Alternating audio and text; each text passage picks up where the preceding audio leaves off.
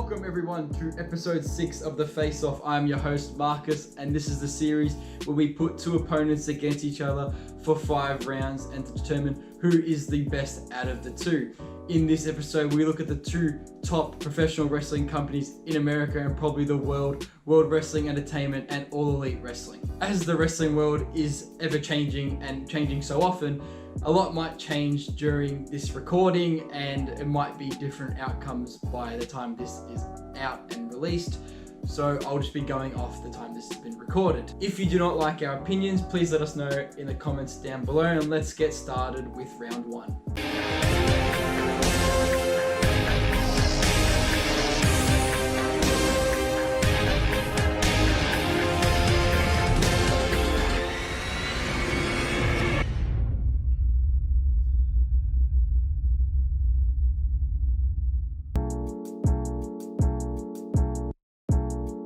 Both AEW and WWE have a wide range of talent.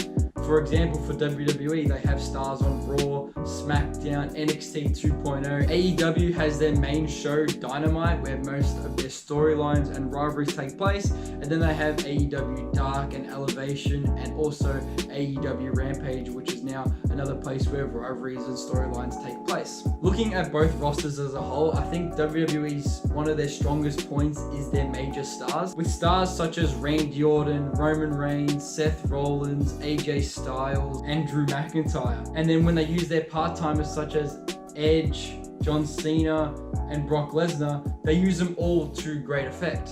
WWE's weaker points, I would say, is more with their mid-card talent and their tag team division, just to give a few examples. Their women's division is far better, with stars like the 4 Horsewomen, Alexa Bliss, and Asuka, and also many future stars that the WWE can build around. I believe it's just a better roster than the women's division in AEW. AEW, on the other hand, I believe have many great top tier talents, including the likes of Kenny Omega, CM Punk, Bryan Danielson, and Chris Jericho. They work well with their part-timers, pairing them off with younger superstars and helping those stars grow and develop. I believe that they work with their depth and their future talent a lot better with the likes of Jungle Boy, Darby Allin, MJF, and Sammy Guevara as examples.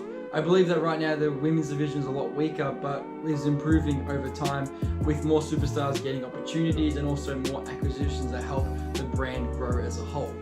I do believe AEW's tag team division is a lot better than WWE's tag team division on both Raw and SmackDown. I think that WWE's tag team division comes as an afterthought sometimes on the shows, while AEW's tag team matches and tag team storylines are kind of the main focal points in some episodes or pay-per-views of AEW. Looking back from a few months ago, I probably would have given it to WWE for their depth of talent, but recently most of those stars have moved to AEW, and I believe now AEW has the stronger roster, so I'm going to give this round to AEW.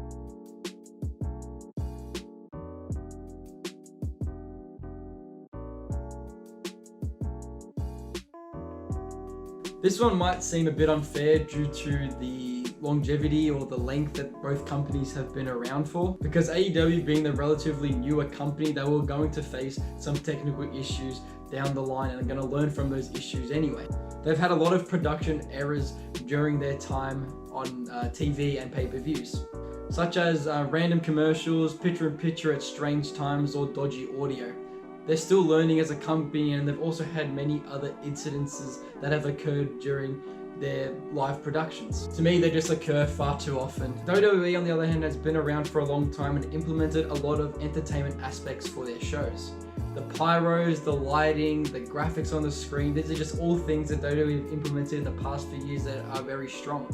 Although WWE's production gets criticized a lot for its random camera cuts or too many camera cuts, I do believe right now it's a far better production quality than AEW's is right now. Unfortunately, it's a bit unfair, but at this rate, I'm going to give this one to WWE. I think as of right now, they do have the better show production quality.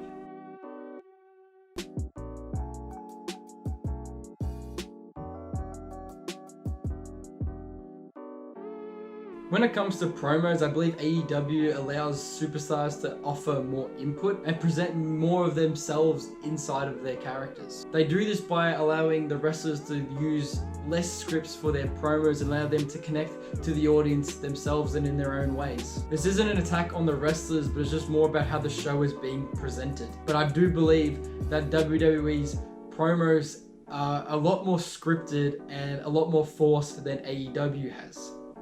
WWE has some of the best talkers going around in professional wrestling, but they're just bogged down by a heap of different rules and restrictions that just don't allow them to grow and connect to the WWE universe. The promos that are being used show that they don't seem genuine and real, they feel more forced and wooden. Just to clarify both, I know both are scripted shows, but I just believe that AEW's promos allow more creative freedom for superstars than WWE, and that's why I'm going to give this round to AEW.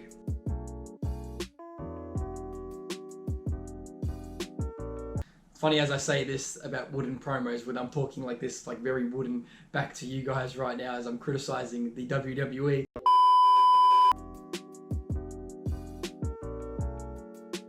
Going now to round 4, we have the matches, and I think AEW's matches are being showcased to the audience and showing them why we love professional wrestling in the first place. All their matches take us on up and down roller coasters, and they show us why we are wrestling fans. They all lead to a greater purpose, and it shows that WWE is kind of missing some things when they do their own matches. WWE likes to stay safe with their matches, while AEW tries to go for different approaches. AEW has produced some fantastic matches over its time. All are very different, including Kenny Omega and Hangman Adam Page versus the Young Bucks versus the Lucha Brothers at AEW All Out, Kenny Omega versus Bryan Danielson, Cody Rhodes versus Dustin Rhodes, Britt Baker versus Thunder Rosa, and Jon Moxley versus Kenny Omega. Although WWE has a lot of questionable booking over the time, they've also produced a number of fantastic matches. Some of those matches over the past years include Sasha Banks versus Bianca Belair, The Undertaker versus AJ Styles, Daniel Bryan versus Kofi Kingston, Seth Rollins versus Edge, Roman Reigns versus Drew McIntyre, and the women's triple threat match at WrestleMania. While WWE does have star power like AJ Styles, Sami Zayn, Cesaro, Shinsuke Nakamura, and Kevin Owens, I believe the WWE style is much more safer than AEW's, and that is why I believe AEW produces far more better matches than WWE, and that is why AEW wins this round.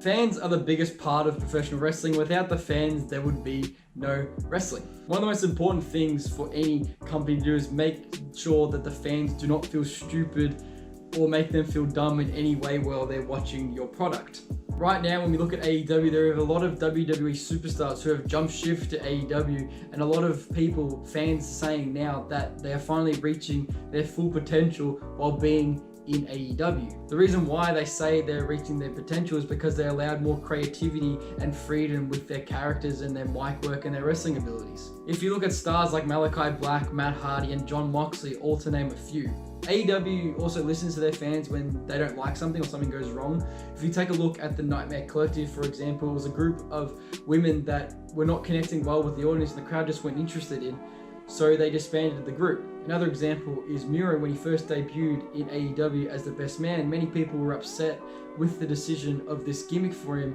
and wanted him to change, in which AEW eventually listened and now became a former TNT champion. What we saw from Miro and other situations is that AEW listens to their fans and allows them to have the opportunity to have a voice and voice those opinions. WWE, on the other hand, have had many occasions when they do listen to fans and give in to the fans' requests.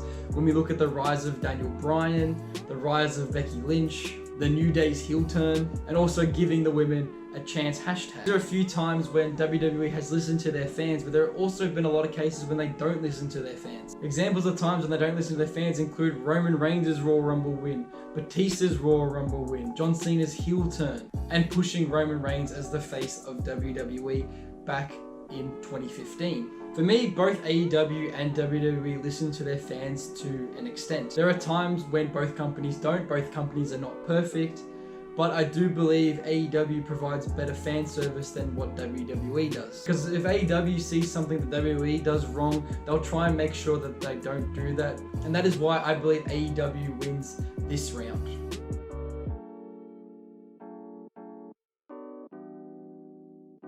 And there you have it. It looks like I'm an AEW mark, but AEW wins this round and also wins the entire contest. Did you enjoy this video? Do you agree with our opinions? Did you not? Please let me know in the comments below. Thank you for watching this episode of The Face Off. I hope you enjoyed it. Please like and subscribe if you did, and tune in for anything else we've got going on the channel. Thank you and goodbye.